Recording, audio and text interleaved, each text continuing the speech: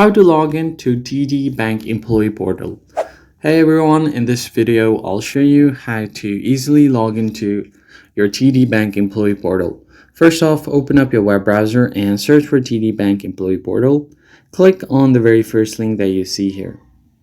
So if you just tap on it, you'll directly head over to the login portal here. Just select if you are based on Canada or US. Select this link, TD My Time, and then here you'll have an option to enter your username that's connected to your account, and then your password. If you want to view your password, you'll find this little I button right beside your password field. Just tap on it to view your password, and if you just tap on the sign in button, you should be able to log in without any problem. If you have forgotten your password, in this case you don't have an option to do a forgot password option, so you are going to have to contact your HR manager or contact your office.